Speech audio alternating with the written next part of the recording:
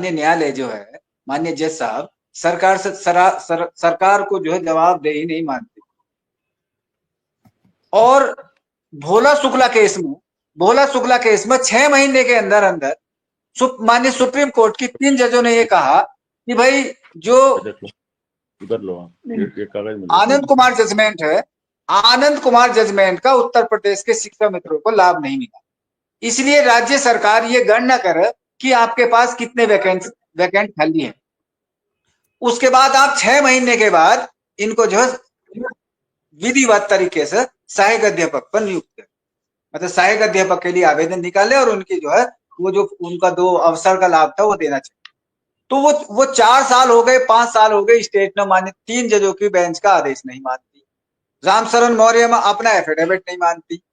High court का decision है सम्मानजनक मानदेय बढ़ाने का, वो नहीं मानती। शिव पूजन का जो केस है 37,875 रुपए देने का, वो नहीं मानती। और हमको कह देती है कि माननीय न्यायालय की आड़ में हमको जो है सहायक किसी पूर्व की सरकार में लगाया गया था और माननीय न्यायालय की आड़ में हमको डिसमिस कर दिया। हम हमारे साथ माननीय न्यायालय ने पवन जी, एक दर्शक ज्यादातर लोग ये पूछ रहे हैं कि उमा ये देवी थी वो किस राज्य की थी और किस विभाग से थी, ताकि वो थोड़ा सा कंफ्यूज रहते हैं तो उन्हें पता लग सके। ये तो सर मैं कंफर्म नहीं हूं कि उमा देवी किस राज्य की थी। कर्नाटक राज्य से थी, ये मैं बता देता हूं, कर्नाटक राज्य की। कर्नाटक राज्य थी और ये कुछ संविदा कर्मी का भी मामला था उनका। तो ये सोमवार में ये डिबेट दिए, सारे आर्गुमेंट हमने दिए हैं। तो सोमवार में एक हमारे एडवोकेट साहब उन्होंने स्टडी कर ली है, उनका कॉल आया था अभी 1 घंटा पहले कि आप लोग आ जाओ और इसके आधार पर हम कुछ करेंगे। तो आपको जो भी होगा सर सोमवार या मंगल में हमें सारा स्पष्ट विधिवत रूप से इसके क्या क्या डॉक्यूमेंट्स हैं और क्या क्या इसमें जो हो सकता है प्रोसीजर। अगर आपको आवश्यकता लगे और सिंह साहब की अगर सेवा चाहिए तो सिंह साहब भी आपकी सेवा करेंगे।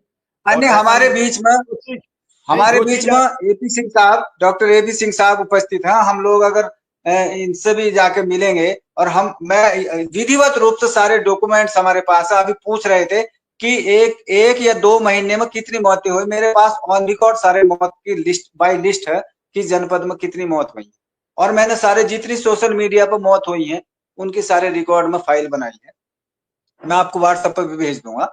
और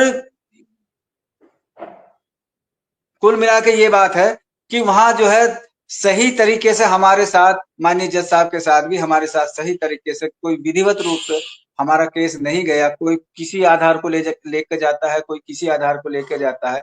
जिस तरह हम लोग एक जो माननीय न्यायालय के विरुद्ध भी हम कभी कभी चले जाते हैं तो माननीय न्यायालय अपने विरुद्ध नहीं सुनना चाहता, पहली बात तो। और सुप्रीम कोर्ट में डायरेक्ट जो केस है वो स्टेट पॉलिसी का मैटर देकर डिसमिस कर देता है कि वो कहता है कि भाई आप हाई कोर्ट से आइए। हाई कोर्ट में 2-2, 3-3, 4-4 साल तक सुनवाई नहीं होती। तो ये सारी चीजें, इस इंतजार में हम बहुत ज्यादा परेशान हैं।